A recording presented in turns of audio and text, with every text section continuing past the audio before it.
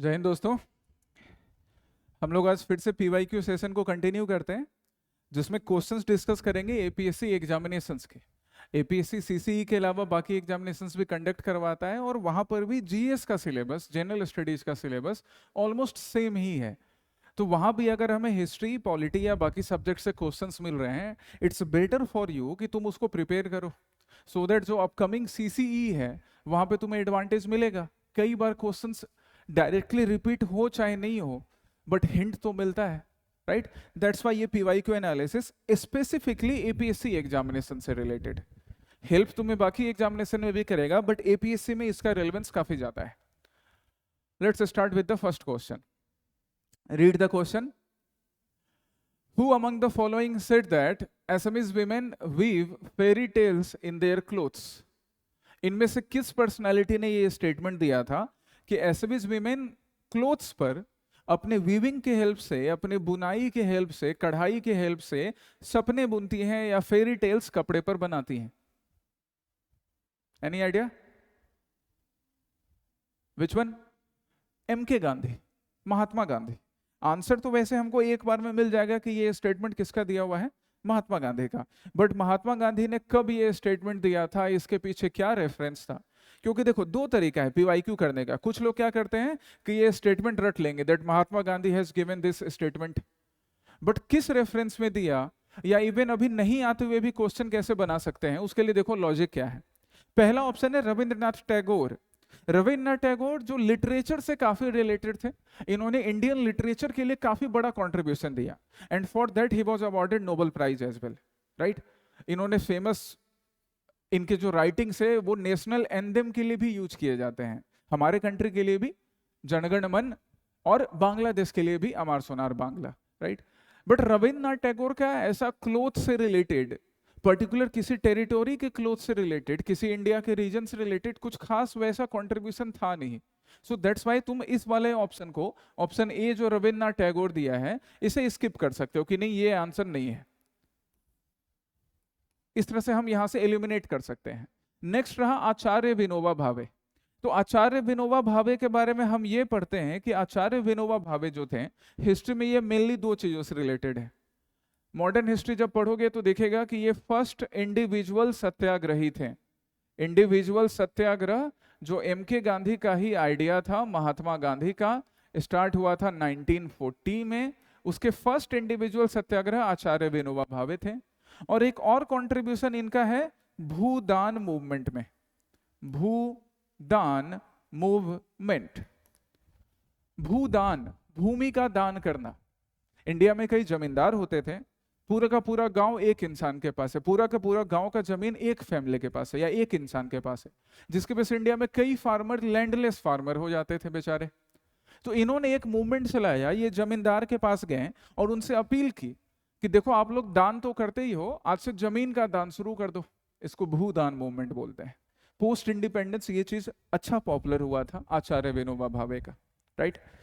Truly Gandhian person थे, गांधी जी के काफी क्लोज भी थे, बट इनका कोई कंट्रीब्यूशन ऐसे क्लोथ से रिलेटेड नहीं है डायरेक्टली। फिलहाल ये भी कैंसिल। महात्मा गांधी पे आने से पहले एक और ऑप्शन, कौन? जवाहरलाल नेहरू।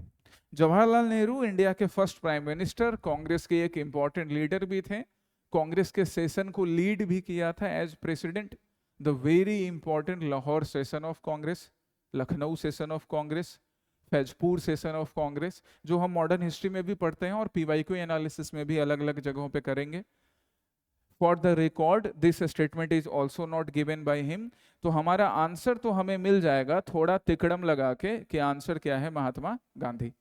अब किस पर्सपेक्टिव में दिया था, कब आसाम आकर दिया था, इस क्वेश्चन से और कितना सीख सकते हैं, उसके लिए पीवाईक्यू एनालिसिस तुम्हारे लिए। आ जाओ यहां। तो गांधी जी आसाम कब आते हैं? गांधी जी आसाम आते हैं, ये मैं शेयर कर दूंगा अभी तुम्हारे साथ नीचे कमेंट में वीडियो के। गांधी जी आसाम आते हैं 1921 के अराउंड। 1921 में क्या चल रहा है इंडिया में? तो हमें मालूम है कि 1920 में, 1920 में गांधी जी ने स्टार्ट किया था नॉन कोऑपरेशन मूवमेंट, असहयोग आंदोलन, नॉन कोऑपरेशन मूवमेंट। और इसी नॉन कोऑपरेशन मूवमेंट में ये इंडिया के टूर पे निकले हुए थे। तो कभी बिहार, कभी बंगाल, कभी आसाम, कभी गुजरात, कभी लाहौर, कभी तमिलनाडु, मद्रास, ये विजिट कर रहे थे और पहुंचते हैं Assam during non cooperation movement, right. इसलिए हम लोग बोलते हैं ना कि नॉन कॉपरेशन मूवमेंट, इससे पहले भी गांधी जी ने चंपारण सत्याग्रह किया, अहमदाबाद सत्याग्रह या अहमदाबाद मिल स्ट्राइक किया, खेड़ा सत्याग्रह किया, लेकिन वो लिमिटेड रीजन में था। और ये non cooperation movement national level का था, क्योंकि आसाम में है तो बिहार में भी है, लाहौर में भी है, मद्रास में भी है, राइट। यहां पहुंच गए। यहां पे गांधी जी को किसने अकॉम्पनी किया था, किन्होंने कंपनी दिया था? अली ब्रदर्स ने। मतलब ये अली ब्रदर्स भी इनके साथ आसाम आए थे। कौन है ये अली ब्रदर्स, इनका क्या रेलेवेंस है? तो ये वही अली ब्रदर्स हैं जिन्होंने लीड किया था, जिन्होंने स्टार्ट किया था, क्या क्या स्टार्ट किया था? खिलाफत मूवमेंट। खिलाफत मूवमेंट के बारे में भी हमने पढ़ा है, अभी भी फिर से सुन लो। खिलाफत मूवमेंट, टर्की में जो खलीफा था, कैलिफ, कैलिफ के साथ जो डिसरिस्पेक्टफुल ट्रीटमेंट हुआ, उसके अगेंस्ट इंडिया में दो भाई शौकत अली एंड मोहम्मद अली, इन लोगों ने खिलाफत मूवमेंट स्टार्ट किया, जिसका प्रेसिडेंट किसको बनाया जाता है? प्रेसिडेंट किसको बनाया जाता है? MK गांधी को, राइट। तो वो दोनों भाई भी इनके साथ आसाम आए थे, ये भी एक चीज याद रखेंगे। जब ये आसाम पहुंचेंगे तो यहाँ पे आसाम कांग्रेस के या आसाम के जो लोकल लीडर थे तभी एक्टिव, नेशनल मूवमेंट में जिनकी इंपॉर्टेंस थी, जिनकी एक्टिविटी थी, वो लोग गांधी जी को वेलकम करते हैं। कौन है ये? द वेरी इंपॉर्टेंट नबीन चंद्र बोरदोलोई। नाम याद रखना। देखो क्या है, इस तरह से ना हमें रीजनल हिस्ट्री को नेशनल हिस्ट्री से कनेक्ट करने आना चाहिए। जब भी आसाम हिस्ट्री पढ़ोगे तो, और तुम्हारा ये ड्यूटी है, आज तुम्हारी ये ड्यूटी है कि तुम नबीन चंद्र बोरदोलोई जी के बारे में थोड़ा पढ़ लेना। इन्होंने गांधी जी को यहाँ वेलकम किया, और नबीन चंद्र बोरदोलोई को फेमसली हम इस नाम से भी बुलाते हैं। क्या नाम से?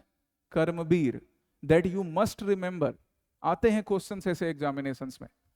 एक और पर्सन थे जिन्होंने गांधी जी को वेलकम किया, तरुण राम फुकान। इनको किस नाम से बुलाया जाता है? देशभक्त। और सिर्फ देशभक्त बुलाया नहीं जाता है, इवन उनकी जो डेथ एनिवर्सरी है उसको हम क्या मनाते हैं? देशभक्ति दिवस। किस डेट पर? 28 जुलाई, right. So it is very important. ये दोनों, मिस्टर फुकॉन एंड नवीन चंद्र बोरदोलोई, इन दोनों ने गांधी जी को यहां वेलकम किया जब Gandhi ji non cooperation movement के ड्यूरेशन में आसाम आते हैं। इन दोनों का क्या एलियस नेम है वो भी याद रखना है। देशभक्ति दिवस क्यों मनाया जाता है, कब मनाया जाता है, किसको ऑनर करने के लिए मनाया जाता है, ये भी। तो ये फायदा है PYQ एनालिसिस से प्रीलिम्स के लिए जो आ रहा है, APSC प्रीलिम्स। इसके अलावा और क्या है यहाँ पर? तो जब Gandhi ji non cooperation movement start किया, उन्होंने क्या अपील किया था गांधी जी ने? Boycott British clothes, adopt khadi. अब खादी बनता है कॉटन से, तो गुजरात की soil is suitable for khadi, but Assam में तो कॉटन कल्टीवेशन नहीं हो रहा है लार्ज स्केल पे, यहाँ लोग खादी कैसे बनाएंगे? बट यहाँ गांधी जी ने क्या विटनेस किया कि यहाँ पे लोग सिल्क प्रोडक्ट्स बनाते हैं। और वो गांधी ने ऑब्जर्व किया कि जो एसएमईज वीमेन है specially, they are very good in weaving skills, silk products बनाने के लिए काफी पॉपुलर है। तभी तो वो स्टेटमेंट दिया कि SMEs women they are weaving fairy tales their dreams over the cloth. तो इन्होंने यहाँ लोगों से बोला कि तुम खादी नहीं अडॉप्ट कर सकते, बट सिल्क के प्रोडक्ट तो अडॉप्ट कर ही सकते हो ना। ये भी एक तरह से स्वदेशी को प्रमोट करेगा, नॉन कॉपरेशन मूवमेंट को प्रमोट करेगा। And he was very much impressed. That's why Gandhi ji का ये जो न्यूज पेपर है या गांधी जी का जो जर्नल है young India, Gandhi journal young India, वहां पे इन्होंने आसाम के बारे में एक स्टेटमेंट दिया था, lovely Assam, because he was very much satisfied, he was very much impressed from the enthusiasm of the people of Assam during the non-cooperation movement. तो इतना हमें गांधी जी के इस विजिट के बारे में याद रखना है, जिसमें वहां पे उन्होंने ये स्टेटमेंट दिया था, राइट। इसके बाद भी गांधी जी आएंगे 1926 में, 1926 के टाइम में, 1934 के टाइम में, 1946 के टाइम में, मतलब अलग अलग स्टेजेस पे, कभी सिविल डिसोबीडियंस मूवमेंट के लिए प्रिपेयर करने के लिए, कभी हरिजन वर्ग के लिए, कभी इंडिया में पार्टीशन हो रहा था तो उस राइट्स को सॉल्व करने के लिए। सो गांधी जी की विजिट असम में आगे भी रहेगी। ये जो फेमस स्टेटमेंट था जिसके बारे में हमने अभी देखा, वो नॉन कॉपरेशन मूवमेंट के ड्यूरेशन में दिया गया था। इतना आप ध्यान रखो, इस क्वेश्चन का वही रिलेवेंस था। Next question, read it once.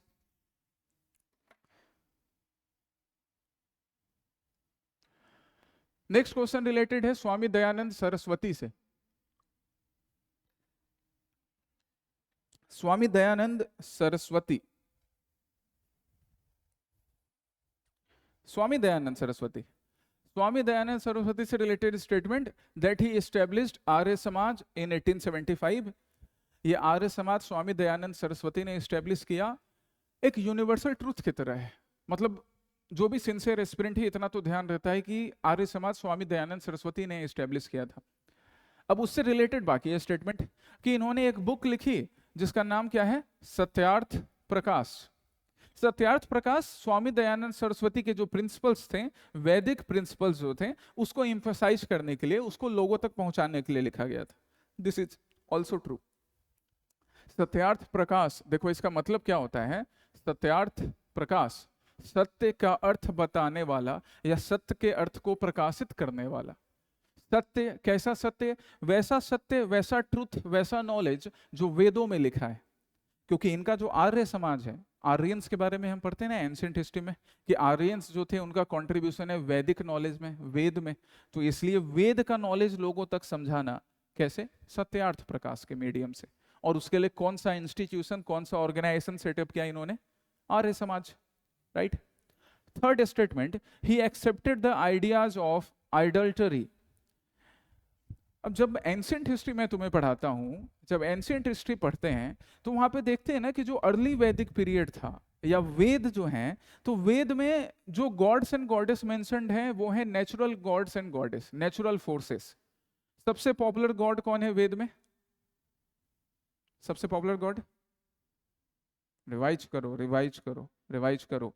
Indra, then अग्नि, वायु, अरुण, वरुण, पृथ्वी, सविता, ये सब नेचुरल फोर्सेस हैं।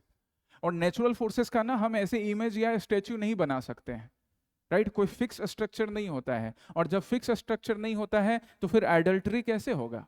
आइडल्स कैसे बनाएंगे, इमेजेस कैसे लगाएंगे? और जब हमारा आर्य समाज वैदिक कल्चर को प्रमोट कर रहा है तो फिर ये एक्सेप्ट कैसे करेंगे आइडल्ट्री को? हो गया थर्ड स्टेटमेंट इस तरह से wrong. Fourth, he did not believe in the Vedas. जब हमने देखा कि सेकेंड स्टेटमेंट ट्रू है, आर्य समाज आर्य रिलेटेड है वेद से, तो फिर ये स्टेटमेंट तो पूरी तरह से रॉन्ग हो गया। Third and fourth are wrong. Options ढूंढ लो, आंसर मिल गया,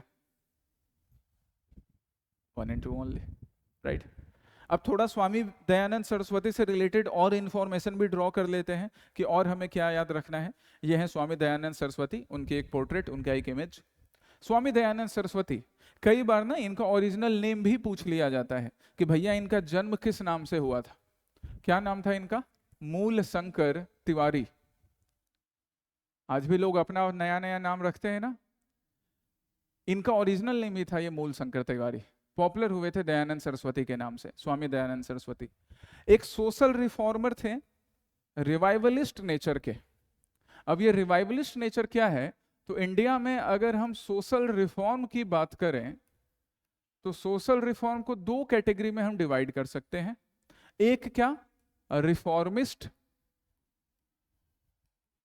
रिफॉर्मिस्ट जो सोसाइटी में रिफॉर्म करने की कोशिश कर रहे हैं मॉडर्न लाइन पे, जैसे राजा राम मोहन रॉय। और दूसरे क्या है? रिवाइवलिस्ट। ये भी रिफॉर्म करने की कोशिश कर रहे हैं बट मॉडर्न लाइंस के बजाय ये जो पहले वैदिक पीरियड में नॉलेज था, जो भी एक तरह से मॉडर्न था, जो वेस्टर्न लाइन से इंस्पायर्ड नहीं था, उसके अकॉर्डिंग। जैसे हमारे स्वामी दयानंद सरस्वती, जैसे स्वामी विवेकानंद, इन सब ने बोला कि देखो इंडिया का जो वैदिक कल्चर है वो बड़ा स्ट्रांग है, इंडिया के वैदिक कल्चर में सारा नॉलेज है, बस आपको उस नॉलेज को समझने आना चाहिए। इसलिए इन्होंने आर्य समाज बनाया था। तो इनको रिवाइवलिस्ट नेचर का बोला जाता है। राजा राम मोहन रॉय बोल रहे थे कि भैया तुमको इंग्लिश भी पढ़ना है, फ्रेंच भी पढ़ना है और वेस्टर्न कल्चर से भी सीखना है, इसलिए इनको रिफॉर्मिस्ट ग्रुप का बोला जाता है।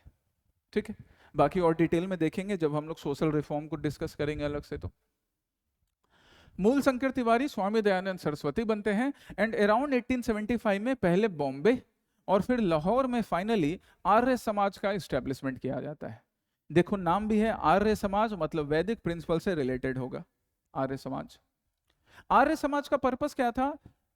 सोशल रिफॉर्म करना, हिंदुइज्म को प्यूरिफाई करना। प्यूरिफाई करने का मतलब ये नहीं कि मतलब गंगा जल से प्यूरिफाई कर रहे हैं, आइडियोलॉजिकली प्यूरिफाई करना, इंटेलेक्चुअली प्यूरिफाई करना। इसलिए इन्होंने एक स्लोगन दिया, अगेन इंपॉर्टेंट फॉर एग्जामिनेशन, सबको मैंने बोल्ड अंडरलाइन कर दिया है। क्या स्लोगन दिया? Go back to Vedas, Veda की तरफ वापस चलो। क्यों? क्योंकि Veda are the supreme source of knowledge. और स्वामी दयानंद सरस्वती ने भी बोला कि वेद में ही वो नॉलेज है जिससे हिंदू समाज का या इंडियन समाज का डेवलपमेंट हो सकता है, रिफॉर्म हो सकता है। दैट्स वाई स्लोगन क्या? Go back to Vedas. और वेद में जो चीज नहीं है उन सब चीजों को रिजेक्ट कर दिया। तो वेद में क्या नहीं है? वेद में नहीं है पुअर ट्रीटमेंट ऑफ वीमेन, वेद में नहीं है पुअर ट्रीटमेंट ऑफ विडोज, वेद में चाइल्ड मैरिज नहीं है, वेद में आइडल वर्शिप नहीं है, वेद में कास्ट रिजिडिटी नहीं है। इन सब को रिजेक्ट कर दिया इन्होंने। सो हमें एक चीज को ना दूसरे चीज से रिलेट करना है, रटने की जरूरत नहीं पड़ती है। मैं हमेशा बोलता हूँ रिलेट करो। अगर वैदिक नॉलेज याद है उसको रिलेट करो, आर्य समाज की सारी एक्टिविटी बिना ये पढ़े भी दिमाग में रहेगा, राइट? बस रिलेट करना सीखो और रिवाइज करो रेगुलर इंटरवल पे। नेक्स्ट थोड़ा और देख लेते हैं स्वामी दयानंद सरस्वती के बारे में। जैसे एक स्टेटमेंट तो खुद क्वेश्चन में दिया हुआ था, सत्यार्थ प्रकाश, ये इन्होंने ही लिखा था। इंग्लिश में लाइट ऑफ ट्रूथ बोल सकते हैं, बट लाइट ऑफ ट्रूथ का मतलब ये नहीं कि ट्रूथ का कोई टॉर्च जला रहे हैं। लाइट ऑफ ट्रूथ का मतलब कि लोगों को वैदिक नॉलेज के बारे में सिखा रहे हैं कि ये सच्चा नॉलेज है। इसके अलावा इन्होंने और भी बुक्स लिखी, जैसे कुछ नेम मैंने यहाँ मेंशन कर दिए हैं, एक बार ध्यान रखना इसको। इसके अलावा और भी बुक्स हैं वैदिक नॉलेज स्प्रेड करने के लिए। स्वामी दयानंद सरस्वती ने इसके अलावा नेशनलिज्म में भी कंट्रीब्यूट किया है गाइज, डायरेक्टली ना सही indirectly.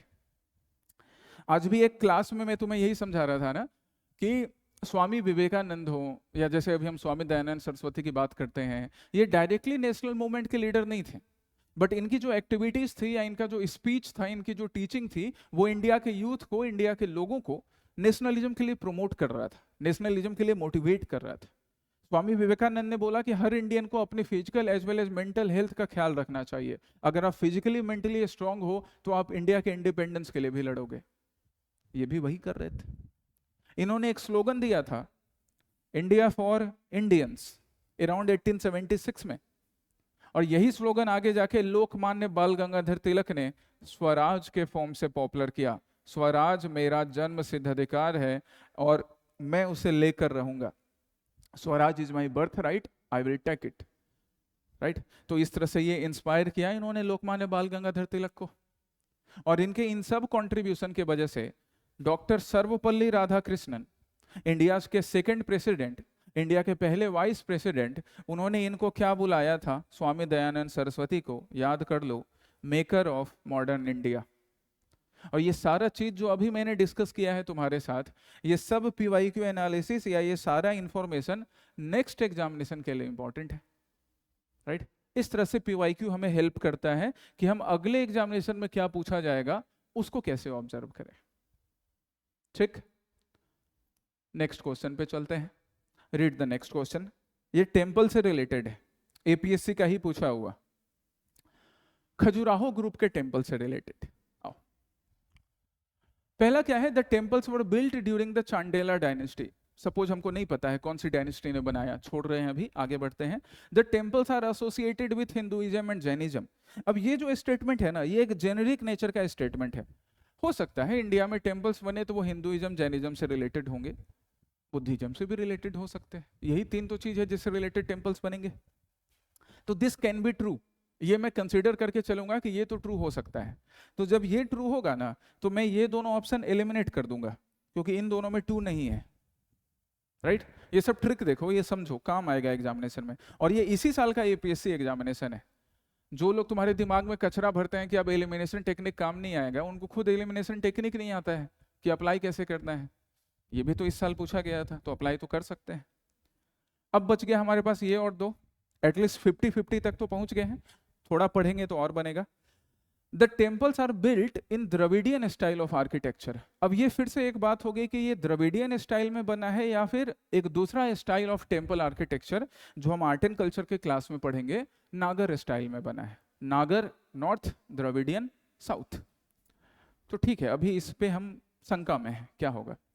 The temples are found in the state of Uttar Pradesh, कि टेम्पल जो है ये उत्तर प्रदेश स्टेट में मिला है। अब अगर उत्तर प्रदेश स्टेट में मिला है, वैसे this is not correct, Uttar Pradesh में ये टेम्पल नहीं है, अगर ये उत्तर प्रदेश स्टेट में मिलता तो फिर तो ये द्रविडियन स्टाइल का नहीं होता। तो मतलब इन दोनों में से एक स्टेटमेंट तो पक्का गलत होना है, इन दोनों में से एक स्टेटमेंट। और यही वो हिंट है जो एग्जामिनर तुमको दे रहा है कि अगर ये सही है तो ये गलत होगा, ये सही है तो ये गलत होगा। और इस हिंट को अगर ऑब्जर्व करो तो ये ऑप्शन भी एलिमिनेट कर दोगे, आंसर तुम्हारे पास है। दिस इज एलिमिनेशन टेक्निक, ऐसे अप्लाई कर सकते हैं। वैसे पूरी तरह से सिर्फ इसी टेक्निक पे नहीं डिपेंडेंट रहेंगे, आगे चलो देख लेते हैं खजुराहो ग्रुप ऑफ टेम्पल्स के बारे में, खजुराहो मोनूमेंट्स के बारे में। दिस इज खजुराहो मोनूमेंट्स, इसका बस एक पार्ट है खजुराहो का, ठीक है। बहुत सारे ऐसे टेम्पल्स हैं, बहुत सारे आर्किटेक्चर्स हैं खजुराहो। अगर हम बात करें शुरू में कि ये है कहां पर, खजुराहो ग्रुप ऑफ मोनूमेंट्स, तो प्रेजेंट डे कहां कहां, Madhya Pradesh, central India, right. तो वो एक स्टेटमेंट रॉन्ग हो गया ना, उत्तर प्रदेश वाला, मध्य प्रदेश में है ये। बनाया किसने था इसको, बिल्कुल चांडेल डायनेस्टी के रूलर्स ने, ठीक है। ये चीज भी याद रखेंगे आज से कि चांडेल डायनेस्टी के रूलर्स ने सेंट्रल इंडिया में, मध्य प्रदेश में ये खजुराहो ग्रुप ऑफ मॉन्यूमेंट्स बनवाए थे, जिसमें टेम्पल्स है, जिसमें और स्ट्रक्चर्स हैं वगैरह वगैरह। खजुराहो की पॉपुलैरिटी का एक मेन रीजन क्या है, वैसे तो ये स्ट्रक्चर वाइज, आर्किटेक्चर वाइज भी बड़ा खूबसूरत है। और अच्छा एक और चीज, ये टेम्पल को देखो, ये खजुराहो के ही टेम्पल का पार्ट है। ये तुमको नॉर्थ इंडियन स्ट्रक्चर लग रहा है या साउथ इंडियन स्ट्रक्चर लग रहा है? जैसे हम लोग कई बार टीवी में, फिल्मों में या घूमने जाते हैं तो साउथ इंडिया के, इंडियन सदर्न पार्ट के टेम्पल्स देखते हैं, उसका डिजाइन ऐसा तो रहता नहीं है। इट मीन्स ये द्रविडियन आर्किटेक्चर नहीं है। कैसा आर्किटेक्चर है? नागर, नॉर्थ इंडियन। खजुराहो फेमस है अपने इरोटिक स्ट्रक्चर्स के लिए, ऐसे कई erotic structures Khajuraho group of monuments में मेंशन्ड है। कहां से लिए गए हैं ये इरोटिक स्ट्रक्चर? तो ये इरोटिक स्ट्रक्चर्स इंस्पायर्ड फ्रॉम, ऐसा कहा जाता है,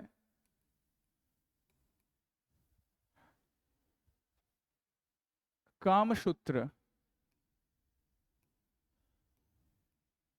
कामसूत्र नाम के टेक्स्ट से इंस्पायर्ड, ठीक है। ये इरोटिक स्ट्रक्चर यहाँ खजुराहो ग्रुप ऑफ मॉन्यूमेंट्स में बने हुए हैं, इसके वजह से भी ये काफी पॉपुलर है।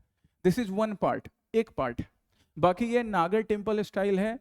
मध्य प्रदेश तो तुमको मैंने बताया ही, मध्य प्रदेश में भी कहा, विंध्यन माउंटेन रेंज में। जब हम लोग ज्योग्राफी पढ़ते हैं तो हम वहाँ पे विंध्यन माउंटेन रेंज और सतपुरा माउंटेन रेंज की बात करते हैं, और यही विंध्यन और सतपुरा माउंटेन रेंज से रिवर, नर्मदा रिवर फ्लो करती है।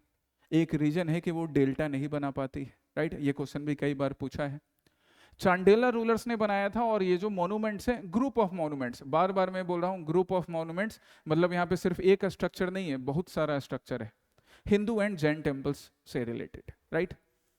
जैसे कुछ एग्जाम्पल, 64 योगिनी टेम्पल। और देखो तुमको मैं बोलता हूँ ना, पीवाईक्यू हेल्पफुल है, ये 64 योगिनी टेम्पल यूपीएससी में पूछा था अराउंड 2020 2019 कभी। और अभी जो क्वेश्चन मैं तुम्हारे साथ डिस्कस कर रहा हूँ वो एपीएससी ने इस साल पूछा है 2024 में, किसी दूसरे एग्जामिनेशन में अपने, एपीएससी ने ही। तो अगर तुमने तब 64 योगिनी टेम्पल किया होता तो ये क्वेश्चन आराम से बन गया होता, जिस भी टूरिज्म डेवलपमेंट ऑफिसर या जिसका भी एग्जाम का ये क्वेश्चन है। तो पीवाईक्यू काम तो आता है। 64 योगिनी टेम्पल सर्च करना जरा गूगल पे, 64 योगिनी टेम्पल क्यों इंपॉर्टेंट है, इससे रिलेटेड कितना चीज हमको याद रखना है। अपार्ट फ्रॉम 64 योगिनी टेम्पल, ये देखो पार्श्वनाथ जैन टेम्पल, याद आ रहा है? पार्श्वनाथ कौन थे? कौन थे पार्श्वनाथ? जैनिज्म में हम तीर्थंकर्स के बारे में पढ़ते हैं, उनमें से एक मोस्ट इंपॉर्टेंट तीर्थंकर, नाम क्या उनका? पार्श्वनाथ, ठीक है, एक इंपॉर्टेंट तीर्थंकर। पार्श्वनाथ को डेडिकेटेड ये टेम्पल यहाँ पर बना हुआ है खजुराहो ग्रुप ऑफ मॉन्यूमेंट्स में। इसको लार्जेस्ट जैन टेम्पल भी कंसिडर किया जाता है, पार्श्वनाथ जैन टेम्पल को। उसके अलावा और Kandariya Mahadev temple, Vishwanath temple, Lakshman temple and बाकी और टेम्पल्स भी यहाँ पर है। एक काम करना, एक तुम्हारी ड्यूटी है, एक तो 64 योगिनी टेम्पल के बारे में पढ़ना और मुझे बताना कमेंट में, पार्श्वनाथ के बारे में पढ़ना कि ये कौन से नंबर के तीर्थंकर थे, इनका सिंबल क्या है, और ये बर्थ इनका कहाँ पर हुआ था। मतलब जैनिज्म भी रिवाइज कर लेना, तुम्हारा यही पर्पस है। This is PYQ analysis, right. और इतना याद रखना अभी खजुराहो ग्रुप ऑफ मॉन्यूमेंट्स के बारे में। थोड़ा और इंफॉर्मेशन हम निकालते हैं खजुराहो ग्रुप ऑफ मॉन्यूमेंट्स के लिए। खजुराहो ये हमने पहले डिस्कस कर लिया कि इरोटिक स्कल्पचर्स के लिए, इरोटिक स्ट्रक्चर्स के लिए पॉपुलर है, जो कि कामसूत्र नाम के एक टेक्स्ट से लिया गया है। अच्छा, कामसूत्र लिखा किसने है वो भी पूछा जाता है, तो महर्षि वात्स्यायन ने। पाटलिपुत्र के ही रहने वाले थे महर्षि वात्स्यायन, इन्होंने ही कामसूत्र नाम का ये टेक्स्ट लिखा है। कामसूत्र नाम का ये टेक्स्ट न्यूडिटी नहीं बता रहा है, वल्गैरिटी नहीं बता रहा है। कामसूत्र नाम का ये टेक्स्ट फीमेल ब्यूटी और फर्टिलिटी को शो करता है। That's why very respected and very popular, एक काफी पॉपुलर टूरिस्ट डेस्टिनेशन भी है। और ये रिप्रेजेंट भी करता है कि देखो ह्यूमन लाइफ में क्या होता है ना, हमारा जो हमारी सनातन परंपरा है, जो हिंदू रिलीजन है, वो बताता है कि ह्यूमन लाइफ में आपकी ड्यूटी है, कुछ काम है। एक धर्म, एक पार्ट ये लाइफ का। धर्म का मतलब सिर्फ रिलीजन नहीं, धर्म का मतलब ड्यूटी, मतलब आपके क्या क्या असाइंड ड्यूटी है जो आपको करनी है। कर्म, सॉरी, काम, काम, this is denoting the calm, right? Obviously that is required to continue the society. Earth, monetary benefits, finances, economy, ये हो गया अर्थ। एंड मोक्ष, लिबरेशन, हमेशा से इंसान को चाहिए होता है, तुमको भी चाहिए इस साइकिल से एग्जाम क्लियर करके। तो ये कामसूत्र इन सारी चीजों को रिप्रेजेंट कर रहा है, ह्यूमन लाइफ के इस पार्ट को। इतना है हमारे कामसूत्र में, या कामसूत्र का ये रेलेवेंस है। Apart from this, a very important thing, कि जो हमारा खजुराहो ग्रुप ऑफ मॉन्यूमेंट्स है, इसके बारे में हमको इंफॉर्मेशन बड़ा पहले मिला था अल बरूनी और इब्ने बतूता के रेफरेंस में। अब ये दोनों डायरेक्ट इंडिया से नहीं है। अल बरूनी तो महमूद गजनी के साथ आया था, इसने एक फेमस बुक लिखी थी ना, किताबुल हिंद। और अपने किताबुल हिंद में ये जब महमूद गजनी के साथ आता है, इसने इंडिया के बारे में बहुत कुछ लिखा था। और पहला मेंशन किसके बारे में देता है? खजुराहो ग्रुप के बारे में। सोमनाथ टेम्पल के बारे में भी लिखा अल बरूनी ने, ये भी याद रखना। हमारा इब्ने बतूता, जिसको घूमने का बड़ा शौक था, इब्ने बतूता, पाँव में जूता, इब्ने बतूता मोरक्को से आता है। और इसकी फेमस बुक क्या नाम है? रिहला। रिहला में भी ये खजुराहो ग्रुप ऑफ मॉन्यूमेंट्स के बारे में लिखता है। इब्ने बतूता कौन से सुल्तान के टाइम पर आया था, क्या उसका रोल था, ये भी तुम्हें देखना है, या किसी पीवाईक्यू में फिर हम लोग डिस्कस करेंगे। तो this is the complete method of discussing the PYQ. ये तुम्हारा पीवाईक्यू डिस्कस करने का तरीका है। आज के सेशन में इतना ही, नेक्स्ट सेशन में फिर हम लोग नए और पीवाईक्यू डिस्कस करेंगे। अच्छे से इनको रिवाइज करो, सो दैट अपकमिंग एग्जामिनेशन में तुम्हें फायदा मिले, राइट?